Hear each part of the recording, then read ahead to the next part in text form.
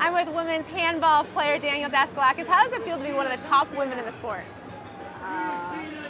Humbling, I guess.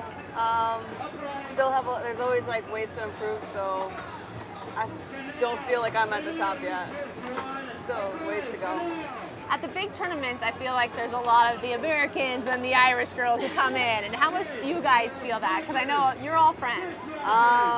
Yeah, I definitely feel that, because like the two biggest groups, I think, where like the Irish pretty much like take over four wall, and then you have like the Americans or like more New Yorkers that it's more like one wall.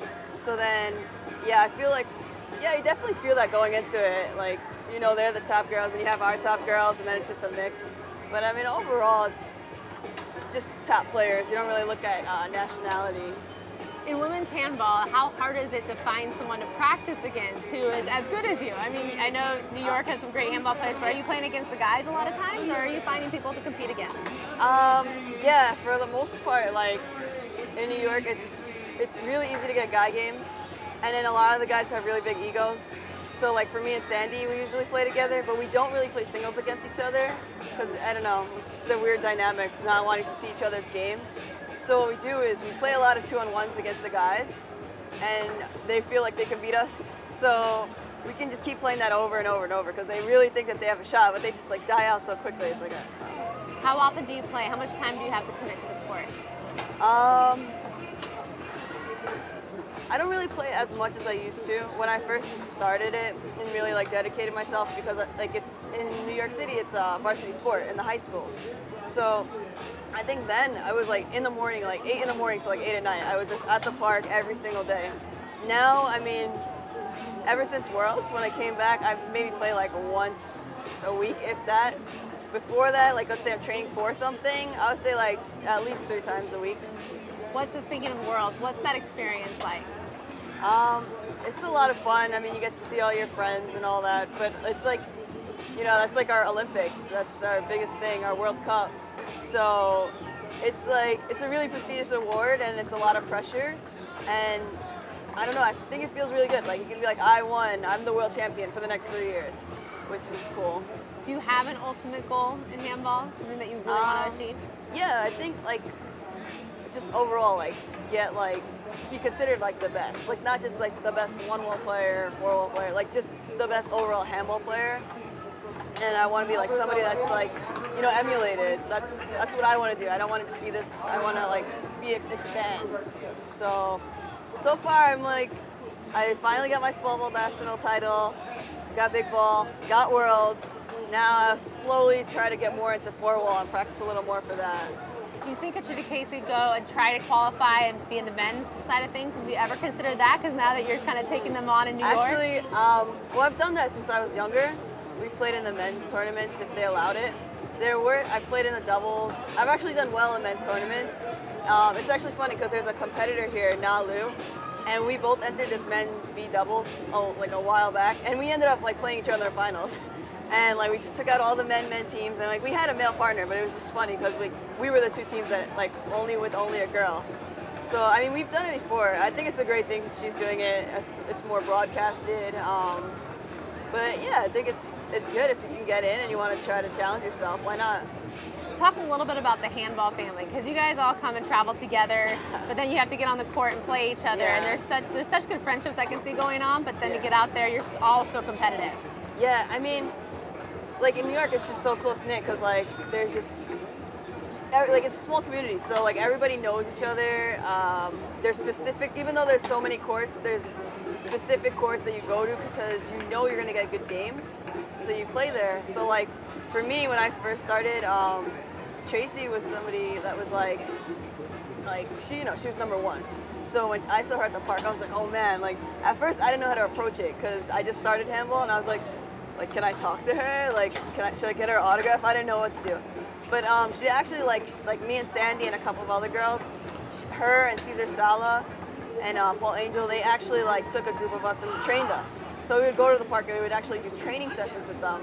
And then from there, I think it just like grew from that, our relationships, and then we've grown together. So like we know how to like deal with each other on and off the court. So you obviously love the sport back then. What's made you stick with it? What do you like about it now? I think traveling for one. I really like traveling like all over, the opportunities that it like affords you. But I think just me being so competitive is the reason, because there's always something you can do. Like you can always be better. You can always do more. And I feel like I'm trying to like finally be happy with what I have achieved, because now I'm like, okay, you have achieved you've achieved a lot. So like be happy with that and continue. But before that, I was so angry. I was like, oh, I can't win everything. But yeah, I think it's my competitiveness. Just trying to like keep doing better. What's changed that for you? What gave you that kind of different peace of mind a little bit? So I think for our crossover tournament, actually, which was right after Floorball Nationals in Venice Beach, I was getting really angry at myself, really frustrated with shots, and I'm like, well, I just gotta train or do better, I figure something out. So I actually took like a little bit of time off, and I went to actually coach Dow in Lake Forest, and just like basically became a beginner again, learned from him, and then from there I was just kind of like more calm, I guess, because I wasn't playing and I wasn't like surrounded with like constant tournaments and things like that, and just being competitive all the time. So it just took away from the stress. And then like I did look back at like things that I have done. I'm like, okay, I've done well. Just continue to practice and not think about like so much pressure on winning everything. And yeah, just take it like with a grain of sand, something like that, grain of salt, whatever the phrase is.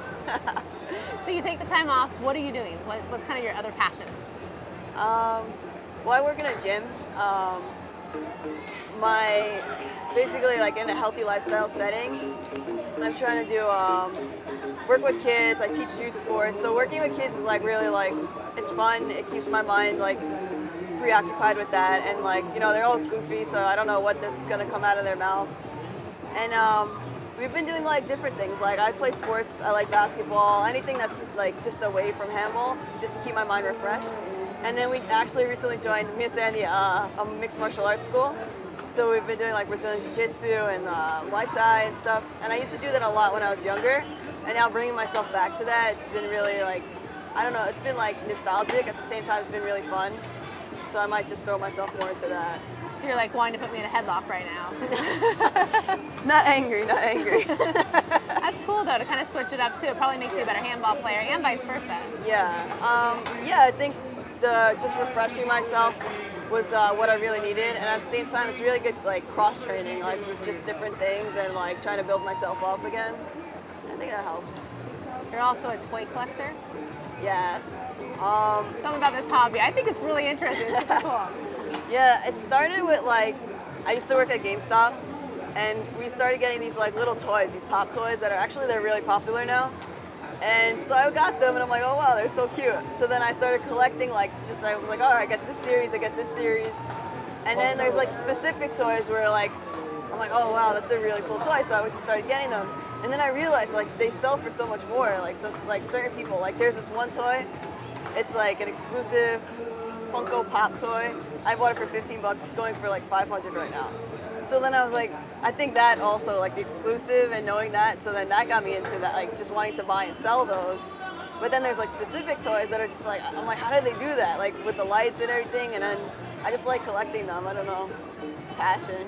Is there one toy that you will never surrender no matter how much it goes for? Yeah, there's a couple of those actually. I have this Iron Man toy, and it's from Toy Tokyo, and it's exclusive.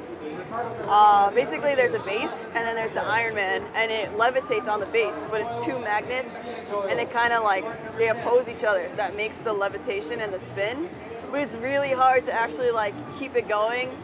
I can't do it myself, I need Sandy to do it for me. And it like lights up, and the light is like crazy, and the way it has like throughout the toy and everything, it's so cool. I would not give it up. Always be yours. So thank you so much. Fine. Great talking to you. Good luck out there. Yeah, thanks.